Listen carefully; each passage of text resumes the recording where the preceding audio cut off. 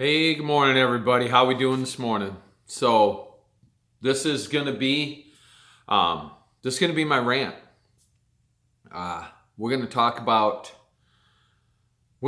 something that's been on my mind. So, we had a situation come up here recently. Okay. We'll just start with I know I need to paint the rest of my ceiling. Been waiting for spring to get a little bit nicer because you got to paint that stuff with the Kills type paint, and it gets a little fumey in here with the doors shut. So we're gonna get it painted this summer. I promise. Everybody won't have to look at that. We got the race car home. We'll talk about that. We got the T-Shaw race car home, getting ready to start getting her put back together and getting her freshened up. You see, we got our BSB bird cages there in the background. Get a little drink here because the throat's gonna get dry. So, if you're going to watch this and your feelers are right here, you might want to turn this off. If you're going to watch this and it's going to be morning, maybe you want to watch it tomorrow morning, get yourself a cup of Joe, get yourself whatever, sit down.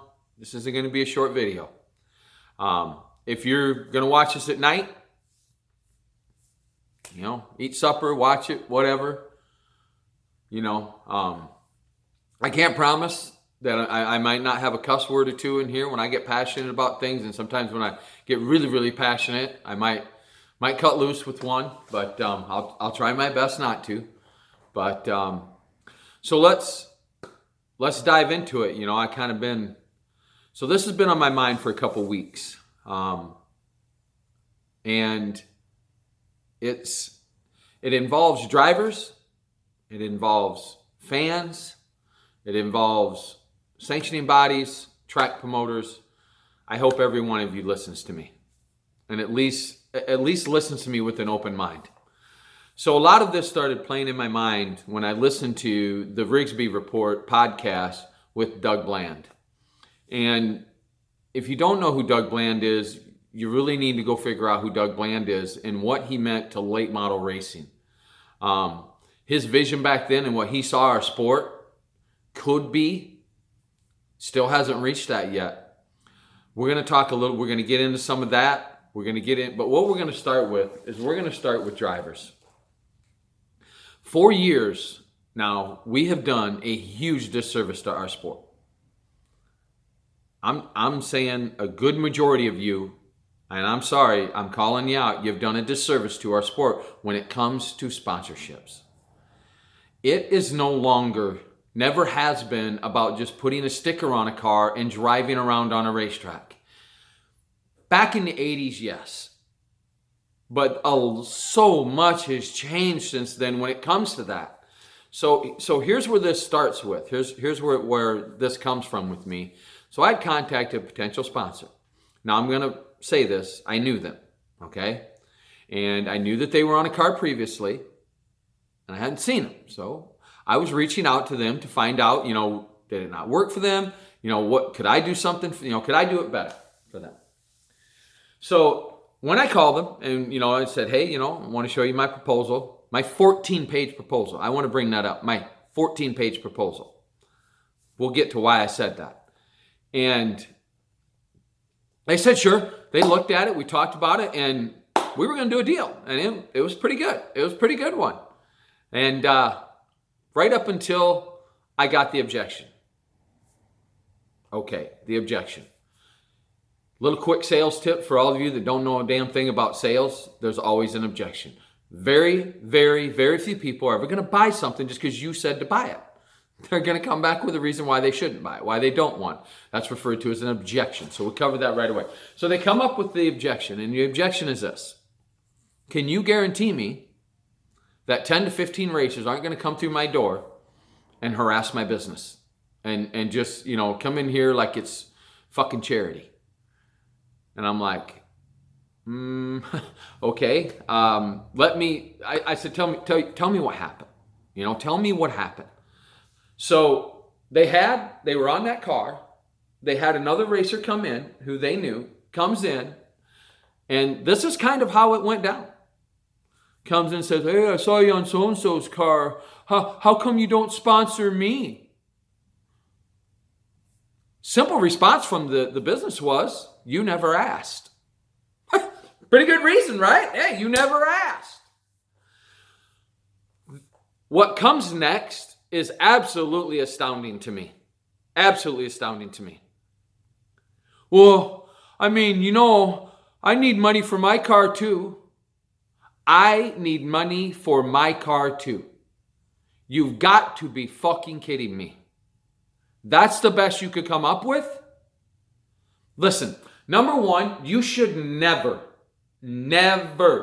go into a sponsor that is on another car ever. It's just wrong. It's not right. It's not how you do things. It's just not right. You don't go after somebody else's sponsor. You just don't do it. Now, if you walked in that door and you didn't know they were on another car, that's a completely different situation. But if you knowingly walked in like these 10 to 15 did, and you start in on them with this, though, no, you don't do that, okay? Now, let's say they're sponsoring that car. Maybe they like what you're doing.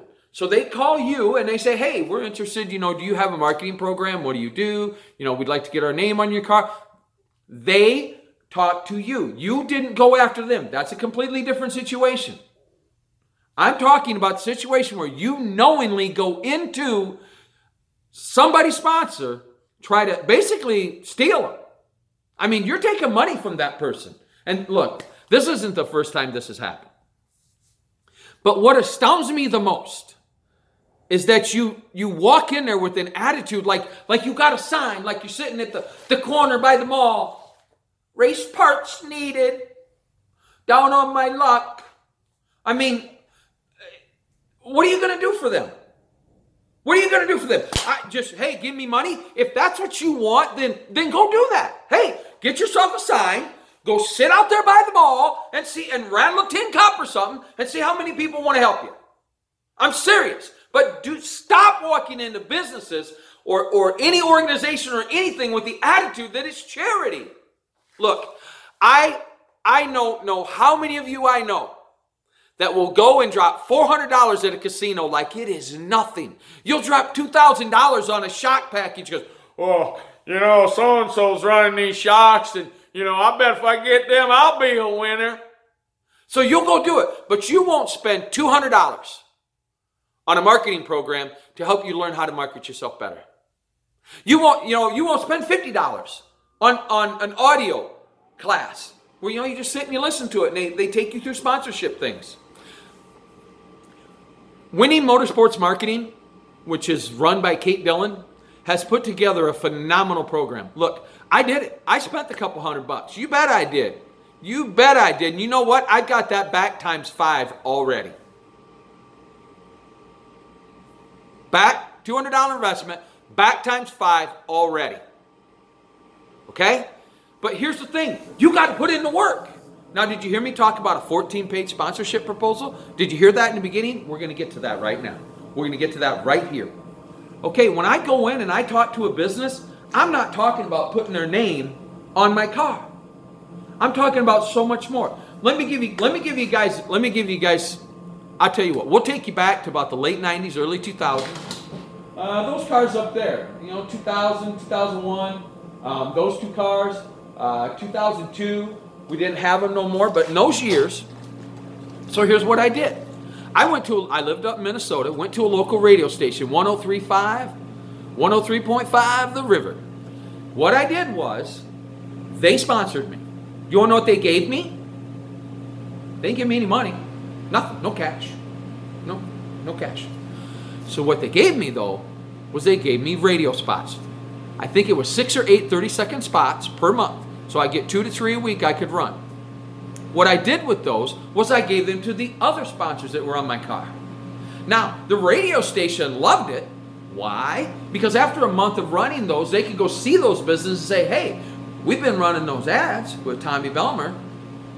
And guess what? Here's your penetration. Here's how many people are listening this time. We've had some response from that. And so they can sell advertising to those businesses. So you see, that's called like a bartering system. I'm using this for me to get over here. Okay? Back in those years, I was raising $7,000 to $10,000 in sponsorship. Cash money. Had Miller Lite on the car. They gave me They gave me beer every week for the race team, and usually if we had sponsors down, D&K Tire was another one I had back then. They gave me money. They also gave me really good deals on my tires for my trailer, if I needed trailer tires or pickup tires. We had Mankato Harley Davidson. We had Dunkin' Donuts on the car. Toby used to make fun of me because, you know, he thought I ate more. The other thing that happened with that radio station was NASCAR was really big then. Okay, a lot of people were into NASCAR. So we would do a short morning show. A little quick tip here. A little quick, how did Bigboy come about? I would do a quick morning show with them on Mondays. It's about 10-15 minute segment, and we would kind of recap the NASCAR race. They would kind of recap my weekend and the race results from the racetracks. I raced Fairmount on Friday nights pretty much every Friday. Saturdays would be up in the air. Maybe we go to Jackson, maybe we go to Otana. Sundays was Mason City, and that's kind of what we did back then. So I would recap that, and then people would call in.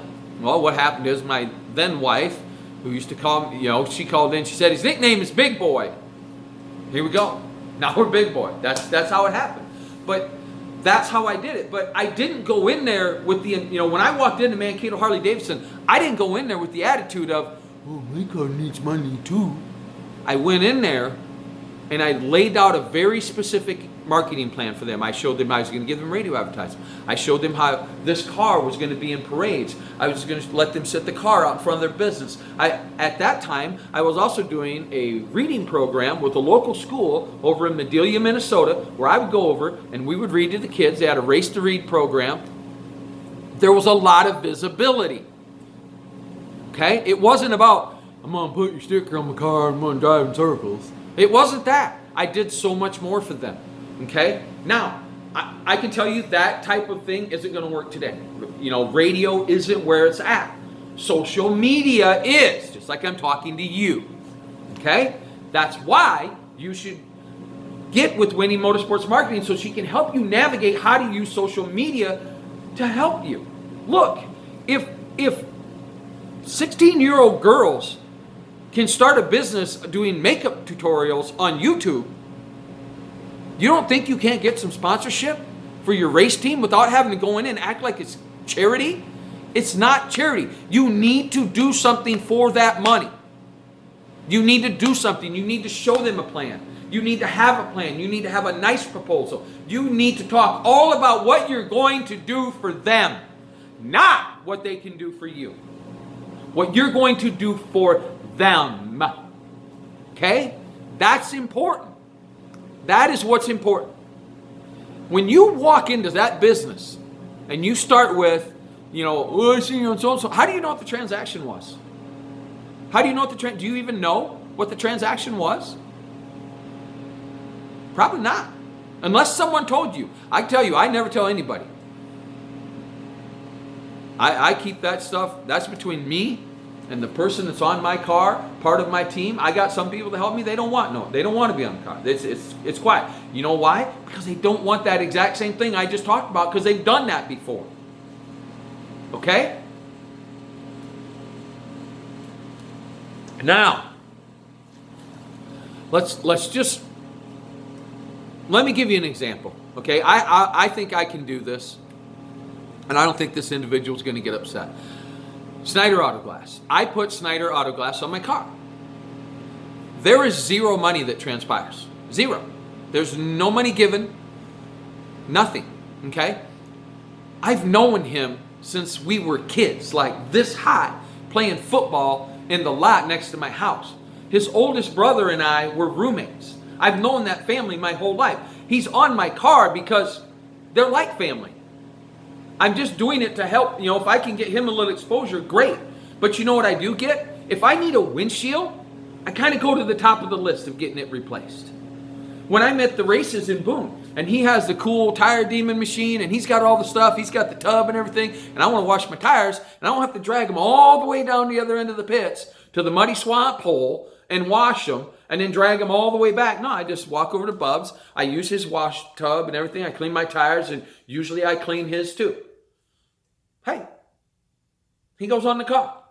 There's no money. Not every sponsor's money exchanging hands, and you need to understand that. So when you walk in there with that attitude, how do you know what they did? How do you know that maybe it's a construction business? Maybe they put a back door on for him. They said, I won't charge no late. You pay for the door, put me on your car. You have no idea is what I'm trying to tell you. So stop doing it. Just stop. When you do that, you are hurting our sport. Because now, like the sponsor that I talked to, you know why they really threw that objection at me? Because they knew there's nothing I could do about it. So they don't have to tell me no. People don't like to say no. It sucks saying no. But this way, they're not the bad guy. But here's the worst part of what that individual did, the one individual. They actually went on their Facebook and bashed the business because they wouldn't give them money. Astounding. Absolutely astounding. Drivers, stop doing that. It hurts the sport. If you have a situation, let's say you have that situation. Let me give you a tip how maybe you can handle that just a wee bit better. When you go in there with this attitude. Hey, I seen you on so-and-so's car. Man, I am so happy that you're part of motorsports. And if there's anything that, maybe my team could do better for you in the future, will you at least give me a call? And you end it. You end it. You leave that with a positive rather than with the, my car needs money too, Hey, there ain't one out there that don't need some cash. Are you kidding me? Stop with that. Now, I'm going to go into my next part of my rant. I told you guys, this is not going to be a short video. Grab a cup of coffee. If you need another, take a bathroom break, whatever, hit pause. Again, go do that. So, here's my next part of my rant. You drivers that are really visible. And what I'm getting at is the ones that win a lot of races. Look, when I listened to the Rigsby report, one of the things that Doug Bland said that stuck out up here in my head, really bad, really, I shouldn't say bad, just like it's there, it's always at the front now, was he said that back then, and we're talking 2003, 2004, if you remember the Stackers 2 deal with the late models, that's where we're at with that. So what he said was, NASCAR was huge. NASCAR had reached that pinnacle. And it was because they could reach the masses, okay? So here's what Doug said. He said, like a touring type series, or weekly racing is never going to get any further than where it's at until it can take it to the masses. If you look at the NFL, why is the NFL so widely popular? I can tell you one reason. You only get like 4 months of football and then you waiting for 8. That's it. They give it to you and then they say, hey, no more. But they take that to the masses. It's huge. I mean, it goes in so many homes. It's streamed. It's this, it's that. But guess what? I listened to the Rigsby report after, and I'm going to put a link in the top. I listened to that after the Gateway Dirt Nationals. Something big happened at the Gateway Dirt Nationals. Does anyone know what it was? Tyler Carpenter won a race.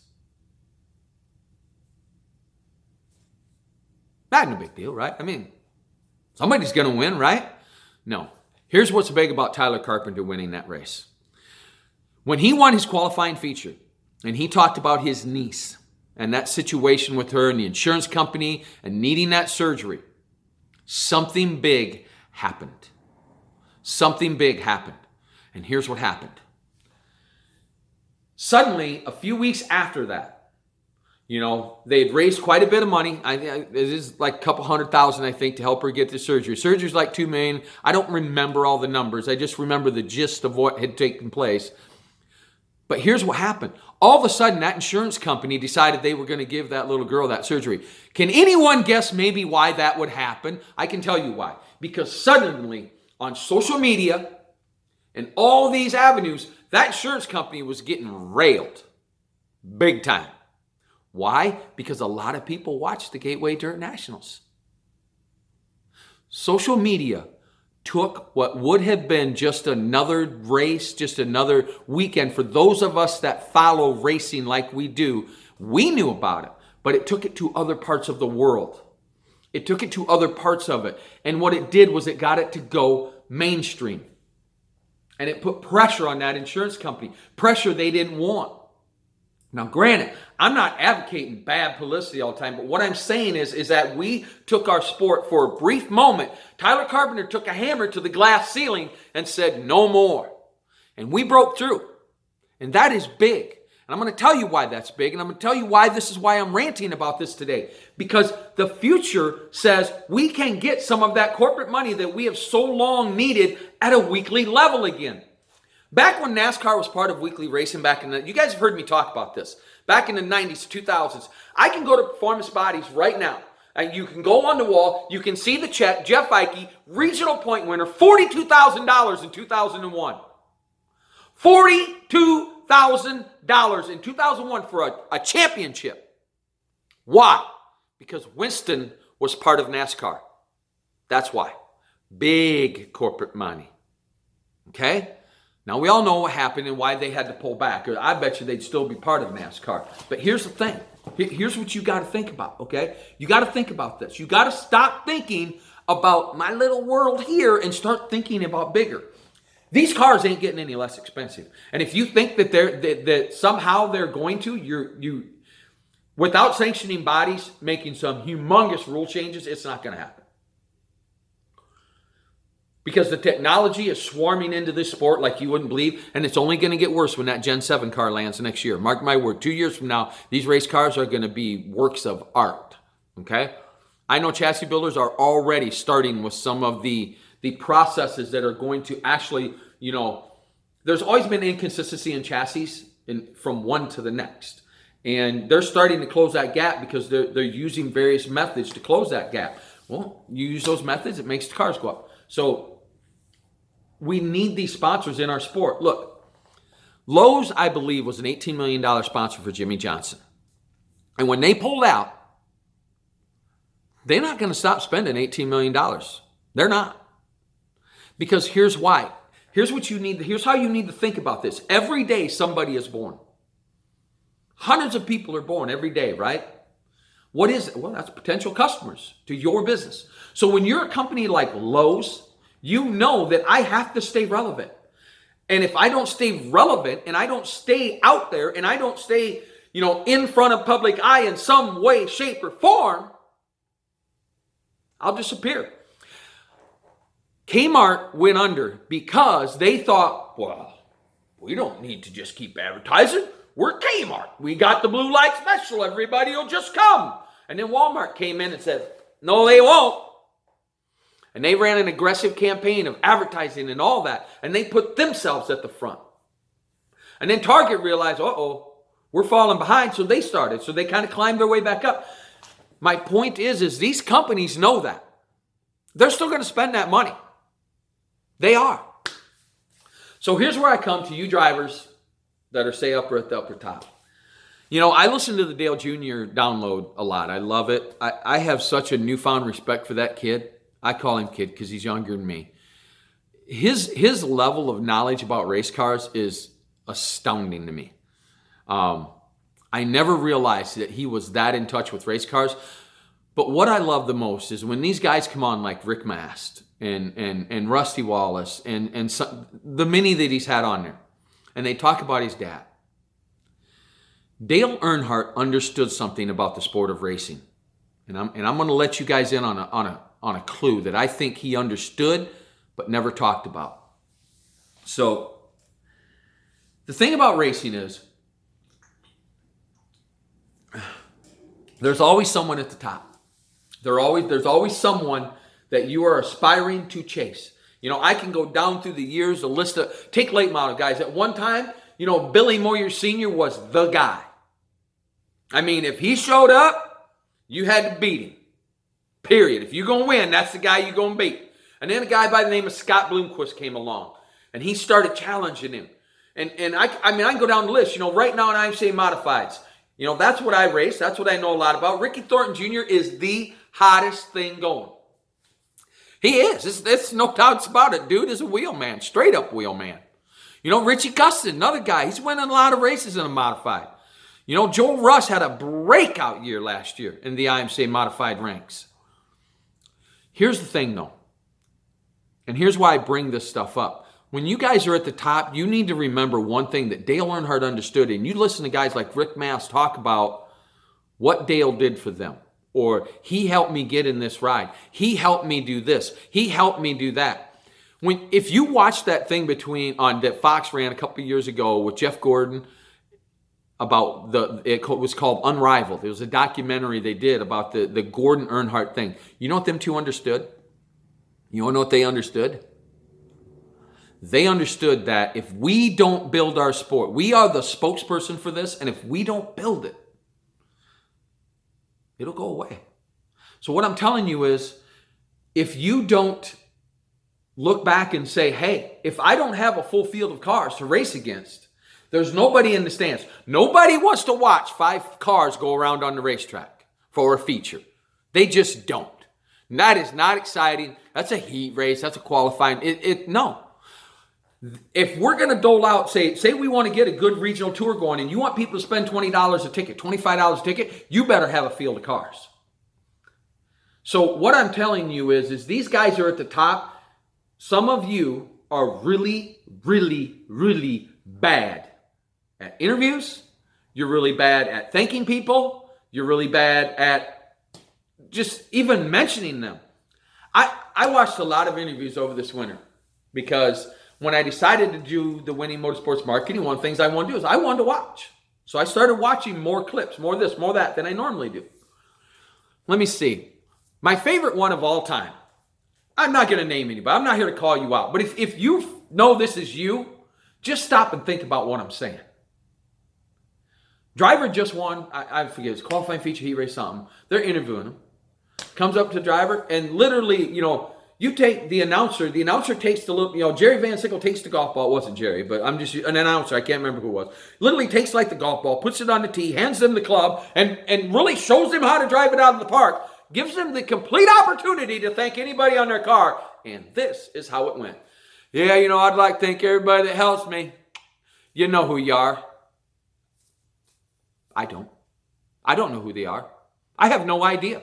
I have zero idea. I saw this ad on my Facebook to stream this race. I thought, man, I've never watched one of these. I'm going to see what this is about. I'm watching it, and you haven't told me shit about any of the sponsors on your car.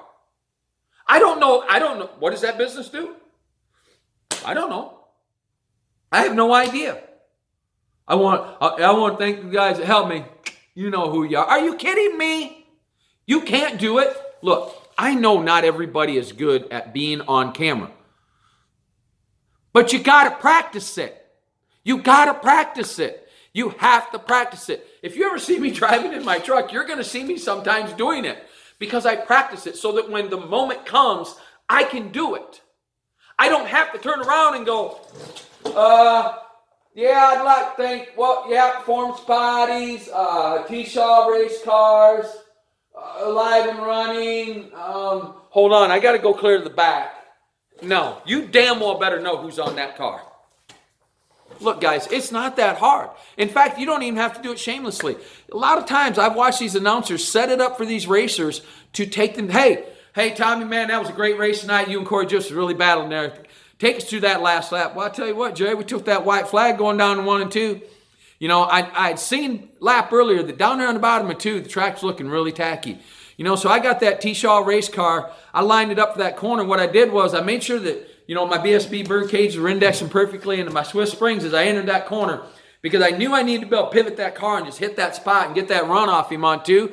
But I didn't want to wrinkle up that Alive and Running Relay for Life side of the car because it's really pretty over there. So I didn't want to have to lean on it and take advantage. But the best thing was my MD3 nose piece that I get from Performance Bodies helped glue that front down. I was able to turn that car right in center and roar off it too and get that run up on him. Not let him have the whole racetrack down there in 3 and 4 to run down off me. And man, he didn't see nothing but the Snyder auto glass on the back of the car.